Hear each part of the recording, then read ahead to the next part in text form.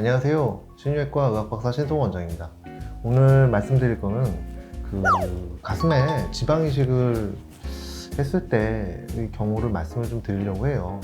저희 병원은 워낙 부작용을 원래 치료하는 병원이라 원래 사실 부작용 치료하는 것도 제가 하고 싶어서 한 건 아니었는데 저희 병원이 이제 강남역에 있잖아요. 그러다 보니까 전국에서 또 외국에서 이렇게 환자분들이 어려운 케이스 분들이 오시게 돼가지고 제가 그분들을 치료하다 보니까 이제 저도 실력이 는 거죠. 대학병원에 있을 때는 이런 분들이 오질 않으셔서 저도 부작용 치료하는 방법을 따로 배우거나 그러진 않았죠. 근데 이제 신유외과로 개원하고 나서 환자분들이 많이 오시니까 이제 그런 분들을 보고서 이제 저도 배운 거예요. 그러니까 저희 환자분들이 저희 스승이라고 이제 말씀을 드리죠.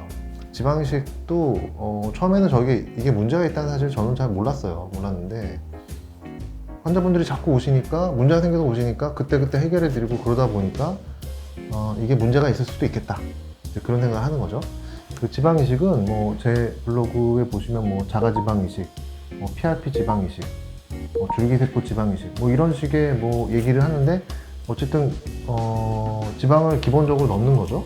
얼굴은 양이 그렇게 많지 않아요. 사실은 넣는 지방의 양이. 그러니까 뭔가 문제가 생길 가능성이 그렇게 높진 않은데 가슴이나 엉덩이는 양이 너무 많다 보니까 자꾸 문제가 생기는 게 아닌가 하는 생각이 들죠. 유방 엑스레이나 또는 유방 초음파를 보면 확연히 이분은 정말 지방을 이식하신 게 맞나 보다. 그 유선 조직의 양하고 지방의 양의 비율이 확연히 달라요. 그런 분들이 있어요. 그러면은 정말로 지방 생착이 잘 됐구나 이런 분도 놀랍도록 잘 된 분들도 보긴 보는데 병원 특성이 있어서 그런지 대부분 저희 병원에 오신 분들은 문제가 생겨서 오시는 분들이기 때문에 그 지방 이식을 권하기가 조금 어렵더라고요. 저는 그래서 개인적으로는 조금 좀 지방 이식을 하는 걸 이렇게 반기는 스타일은 아닙니다. 보형물을 넣어서도 문제가 생길 수 있다 말씀하시죠. 근데 그건 맞아요. 뭘 하든 문제가 생길 수는 있지만 보형물은 문제가 생기면 그냥 빼버리면 돼요. 빼버리면 되고 특별히 굉장히 염증이 생겨서 유착이 되고 변형이 생기고 그렇게까지 심하게 가지 않은 이상 그 전에 빼버리면 사실 괜찮아요. 흉터만 좀 남겠죠. 그런 게 있긴 하지만 이제 지방이식이나 또는 필러나 이런 것들은 염증이 좀 심각하게 번져버리면 정말로 유방의 변형이 심하게 올 수도 있어서 조금 위험성이 확실히 있긴 있죠. 그러니까 이제 겉으로만 봐서 잘 모르는 수가 많아요. 초음파를 꼭 보셔야 돼요. 대학병원은 암 환자 위주라 사실은 대학병원도 이런 케이스가 많지는 않으시고 이제 그렇더라고요. 그래서 저도 어디 물어볼 데도 없고 그래가지고 시행착오 많이 겪으면서 지금 이제 간결하게 치료를 하는 식으로 이제 점점 진화를 했죠. 근데 어쨌든 석회화를 사람들이 굉장히 걱정하시는데 석회화는 저는 유방 암 수술하던 사람이잖아요. 그래서 이 석회화에 대해서 나름대로 성형외과 선생님이나 일반 다른 과 선생님들에 비해서는 석회화에 대해서 잘 아는데 석회화는 두 종류가 있어요. 그러니까 유방암이랑 연관이 되는 석회화가 있고 유방암이랑 연관이 없는 석회화가 있어요. 근데 대부분 연관이 없어요. 석회화가 있어도 거의 연관이 없어요. 근데 이제 지방 이식을 하면은 지방 괴사가 되면서 석회화가 될 수가 있는 거죠. 근데 말이 무서워서 지방 괴사지 그냥 지방이 녹았다는 뜻이에요. 녹았는데 그게 녹아내리면서 세포 성분들이 빠져나오면서 거기에 석회화를 만들어내고 그런 건데 사실 이런 건 몸에 해를 끼치지 않아요. 그리고 유방암을 시사하는 특별한 석회화랑은 또 구별이 돼요. 사실은 거의 구별이 되는데 구별이 안 되는 경우가 조금 있긴 해요. 그러니까 이제 유방암 진단에 조금 방해를 줄 수 있다 이 말 자체가 맞긴 하지만 크게 방해를 주진 않아요. 그러니까 너무 걱정하지 마세요. 유방암 진단에 석회화가 그렇게 방해를 주는 건 아니에요. 그리고 또 시리얼이라고 하는 표현을 쓰는데 이렇게 시간 간격을 두고 찍어보면 엑스레이 유방 촬영이나 이제 초음파를 찍어보면 석회화가 변하는 양상이 있어요. 그러니까 유방암에 연관이 있는 석회화는 확연히 변화가 보여요. 근데 지방이식이나 이런 것들은 변화가 약간 다른 방식으로 가요. 그러면은 구별이 되죠. 그러니까 한 번에 딱 보고서 띠디디디 이것은 무엇입니다 이게 맞추기는 설사 어려울지 몰라도 이제 추적 관찰을 하면 원래 유방 자체가 이제 팔로우업이라는 게 추적 관찰이 되게 중요하거든요. 처음에 초장에 알아맞추기가 어려운 경우가 많이 있어요. 유방암. 그래서 추적 관찰 해봐서 점점 커진다, 모양이 변한다. 그러면 유방암일지도 모르겠다 이런 생각을 한단 말이에요. 그것처럼 이런 석회화들도 처음엔 괜찮아 보일지 몰라도 그래도 추적 관찰 하다 보면 이제 유방암이랑 연관이 있는 그런 특별한 석회화랑 좀 비슷해지네 양상이. 그러면 그때는 조직 검사하거나 뭐 마모톰하거나 아니면 절제술을 하거나 이제 그렇게 하면 되죠. 그러니까 뭐 너무 걱정 마세요. 석회화는 정상적인 사람들도 석회화가 많이 있기 때문에 무조건적으로 그 석회화 생기면 안 되고 그렇게 그게 무조건적인 부작용이다라고 말하기 좀 어려워요. 저희 병원 블로그인데요. 그 초음파를 보면 이런 식으로 이제 사실은 구별이 돼요. 일반적인 이게 유선 조직이 있는 층이란 말이에요. 유선 조직이 있는 층인데 그 층과 상관없는 곳에 뭐 이상한 병변이 있어요. 그러면 이거 지방이식 해가지고 이게 뭉쳐졌나 보다. 이제 조직 검사 내보면 이물질 반응, 포린 바디 리액션이라고 나오죠. 이물질 반응이 주로 나오고 그다음에 만성염증, 크로닉 인플라메이션이 항상 나와요. 항상. 근데 이제 그러니까 사람들이 뭔가 불편하다고 느끼는데 만성염증이랑 급성염증 얘기하는 다르거든요. 그 급성염증은 빨개지면서 아프고 열이 나요.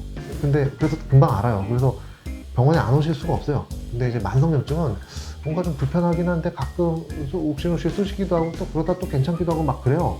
그러니까 이제 만성염증이 있을 때는 사실 알기가 어렵단 말이에요. 그럼 만성염증이 있다고 무조건 다 제거해야 될 것이냐? 또 그것도 아니에요.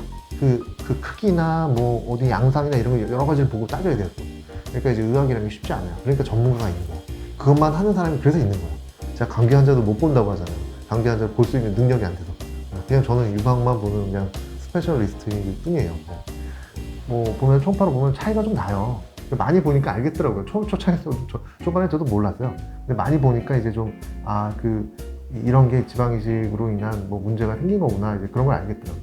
그러니까 어떤 레이어에 들어갔냐 이제 그런 것도 있고 색깔이 하얀색이냐 굉장히 까만색이냐 뭐 이런 차이도 있고 되게 뭐 다른 병원에서 이거 유방암 아니냐 이래가지고 조직 검사하고 뭐 이런 경우도 있어요. 근데 뭐 지방이식하고 유방암은 별로 연관은 없죠. 그러니까 뭐 그냥 되게 꽝으로 나오고 이제 뭐 왜 이렇게 병변이 있지 그냥 지켜봅시다 이러고 말고 근데 환자는 계속 딱딱하다고 그러고 날짜가 지나면 이게 점점 조여오면서 이것도 이제 보형물을 넣었을 때 구형구축이 생기는 것처럼 지방이식한 것도 구형구축이 생기는 것 같아요. 그러니까 점점 조여요. 그러니까 이물질로 인식하고서 조여오는 거잖아요. 그런 것처럼 이런 지방이식한 게 뭐 잡아먹어버리면 모르겠는데 그게 아니라 뭉쳐져 있는 경우들이 상당히 있단 말이에요. 왜냐면 유방이 작아요. 작은데 거기다가 아무리 레이어 바이 레이어로 집어넣으려고 해도 이게 만난단 말이에요. 어딘가에서 지방이식한 것들이. 유방이 공간이 별로 없으니까. 큰 분들이 아니니까. 그러니까 어딘가에서 만나니까 그런 데서 이제 덩어리가 질 수밖에 없는 거죠. 그럼 덩어리가 지면 딱딱하게 굳기도 하고 또 때로는 아예 녹아버려서 지방 괴사가 돼서 그냥 기름으로 바뀌어버리기도 하고 막 식용유처럼 나오기도 해요. 그런 경우도 있고. 그런 케이스에 따라 굉장히 다른 거죠. 그러니까 그런 걸 하나하나 다 알아보고서 이건 어떻게 할지, 이건 뭐 주사기를 제거할지, 아니면 이런 건 뭐 마모톰을 제거할지, 아니면 뭐 연고를 갈아내는 그런 기계가 있어요. 정형외과, 신경외과에 쓰는 연고절삭기가 있는데 그런 걸로 징징징징 갈아가지고 이제 빼내든지, 아니면 석정기를 빼내든지, 뭐 이런 어떤 식으로 빼낼 것인가를 이제 결정을 해야 되는 거죠. 이렇게 보면 하얀색으로 보이잖아요. 이렇게 하얀색으로 보이는 건 이제 석회화예요. 근데 사실은 석회화를 보려면은 유방 엑스레이를 찍어봐야 되는데 유방 촬영소를 해봐야죠. 이제 맘모그래피. 근데 이 명확하게 석회화라는 게 하얗게 보여요. 석회화가. 그러니까 그 엑스레이 상이 보이는 거는 이게 하도 단단하기 때문에 투과가 안 되는 거예요. 어쨌든 우리가 뼈 사진을 찍으면 이제 하얗게 나오잖아요. 뼈가 하도 단단해서 이 엑스레이가 투과가 안 되는 건데 초음파상에서도 이런 석회화가 보이기도 해요. 근데 그거는 초음파상에서 보일 정도면은 마이크로 한 석회화가 아니라 매크로한 석회화가 되는 거죠. 그런 건 또 초음파상에서도 보여요. 그러면 뭐 초음파상에 보이면은 원래 초음파로 보면서 이제 제거 수술을 하니까 오히려 더 제거가 쉽다고 해야 되나? 그래서 요 사이를 이런 멍울들 주변을 미리 마취제를 잘 넣어야 돼요. 웃기게도 초음파를 잘 보고 마취제를 잘 놔야 수술이 잘 돼요. 미리 전처치를 다 깔아놔야 되는 거죠. 수술하기 전에 마취제를 깔아놓고 요 사이사이를 미리 수술 기구 같은 걸 사용해서 미리 벌려놔요. 그 다음에 이제 수술 기구 같은 거 뭐 마모통을 쓸 수도 있고 뭐 연고조작기 쓸 수도 있고 그런 걸로 우두둑 하면서 빼내는 거죠. 그래야지만 정상 조직을 최대한 보존하지, 그냥 뭐 손으로 만져보고 뭐 이렇게 제거해야 되겠다 뭐 무슨 기기 집어넣고 석션하고 이랬다가는 유방이 그냥 꺼져버려요. 그냥 함몰이 돼요. 굉장히 일단 함몰이 돼버리면 돌이킬 수가 없어요. 그러니까 자기 유방을 최대한 보존하고서 최소로만 그것만 제거해야 되는 거예요. 그게 중요한 거죠. 근데 그러다가 또 남겨놓으면 또 재발할 수 있잖아요.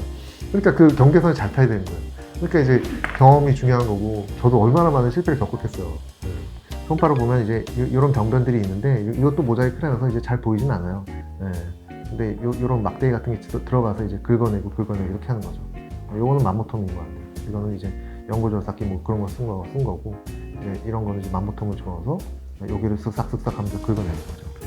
그리고 그 다음에 이제 잘 제거가 된 다음에 저희는 또 내시경을 봐요. 사실 내시경을 안 봐도 그냥 초음파만 봐도 거의 알 수가 있지만, 그냥 뭐 저희가 내시경이 또 있으니까 뭐 한번 궁금해서 보는 거죠. 뭐 잘 제거가 됐나 또 눈으로 또 확인해 보는 거죠. 남은 게 있으면 또 제가 또 나중에 또 해야 되잖아요. 숙제잖아요, 저한테도. 저도 한 번에 끝내고 싶단 말이죠. 그러니까 이제 봐가지고 별다른 게 없구나. 이제 유선 조직이 제대로 잘 있고, 뭐 이쪽 구멍 들어가가지고 저 안에서 또 제거를 했겠죠. 그런 거 확인해 보고 문제 없구나 확인하고, 꺼낸 거 보면 좀 지저분해요. 좀 지방 이식해서 멍울이 생긴 건 지저분할 수밖에 없습니다. 대부분 지방괴사 석회와 뭐 맨날 이런 거 나와요. 뭐 당연한 거죠. 팬 네크로시스가 지방괴사고, 이 칼시피케이션 이게 석회합니다. 항상 뭐 오른쪽 왼쪽 다 똑같이 이런 식으로 나오는 거죠. 뭐 항상 이런 식으로 나오는 거고요. 뭐 그밖에 뭐 다른 뭐 약간 양상이 다른 양상으로 지방이식 부작용이 생기는 경우도 있어요. 오늘은 오늘의 블로그는 여기까지만 말씀드리겠습니다. 네, 감사합니다.